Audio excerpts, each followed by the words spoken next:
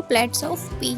આજે હું તમારી સાથે શેર કરવા જઈ રહી છું એકદમ સરળ, ટેસ્ટી અને ક્વિક કાચા બટેટાનું શાક. ઘણીવાર રસોઈ બનાવવાનો મૂડ ન હોય કે સમય ઓછો હોય ત્યારે આ રેસીપી એકદમ પરફેક્ટ છે. અને સૌથી ખાસ વાત એ છે કે આમાં બટેટા અલગથી બાફવાની કોઈ જ ઝંઝટ નથી. માત્ર 10 મિનિટમાં જ સ્વાદિષ્ટ શાક બનીને રેડી થઈ જશે.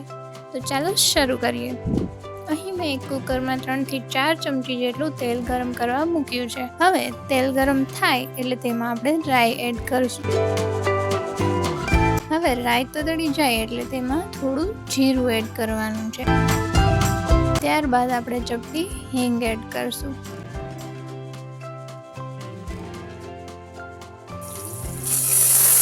હવે અહીં મેં 3 થી 4 મીડિયમ સાઇઝના બટેટા મીડિયમ ક્યુબ્સમાં કાપીને સારી રીતે વોશ કરીને રેડી રાખ્યા છે. તે એડ કરી દઈશું. હવે બટેટાને 1 થી 2 મિનિટ સુધી સરસ રીતે સાંતળી લઈશું.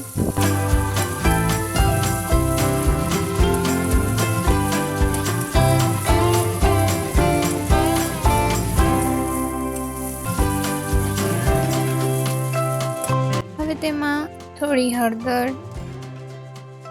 અડધી ચમચી જેટલું લાલ મરચું પાવડર,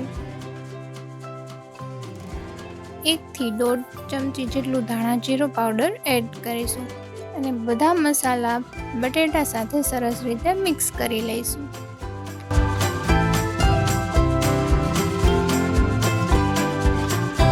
ત્યારબાદ તેમાં 1 ચપટી ખાંડ અને 5 થી 6 ડ્રોપ્સ જેટલો લીંબુનો રસ એડ કરીશું.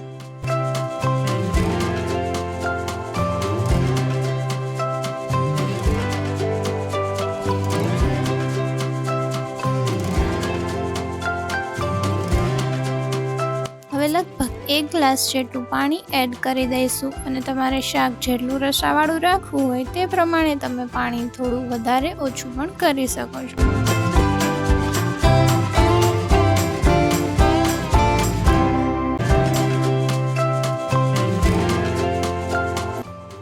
હવે સ્વાદ પ્રમાણે મીઠું એડ કરીને બધું સરસ રીતે મિક્સ કરી લઈશું.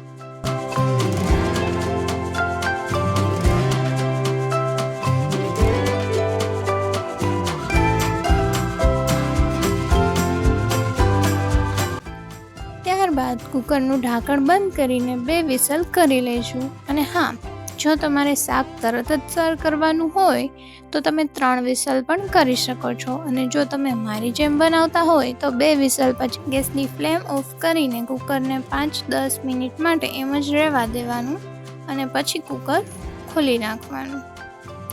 હવે તૈયાર શાકને સર્વિંગ બાઉલમાં કાઢી લઈશું. ઉપરથી તાજી સમારેલી કોથમીર છાંટીને સર્વ કરીશું. જુઓ ફ્રેન્ડ્સ, શાક કેટલું સરસ બન્યું છે ને, એકદમ ટેસ્ટી. અને માત્ર 10 જ મિનિટમાં, તે પણ બટેટા બાફવાની કોઈ પણ ઝંઝટ વગર. આ શાક રોટલી, પરોઠા, પૂરી કે ભાખરી સાથે ખૂબ જ સરસ લાગે છે. જો તમને આજની રેસીપી ગમી હોય તો વિડીયોને લાઇક કરો, શેર કરો અને પ્લેટ્સ ઓફ પીને સબસ્ક્રાઈબ કરવાનું બિલકુલ ના ભૂલતા. ફરી મળીશું એક નવી સરળ અને ટેસ્ટી રેસીપી સાથે. ત્યાં સુધી જોડાયેલા રહો આપણે channel plates of P. Happy cooking. Thank you for watching.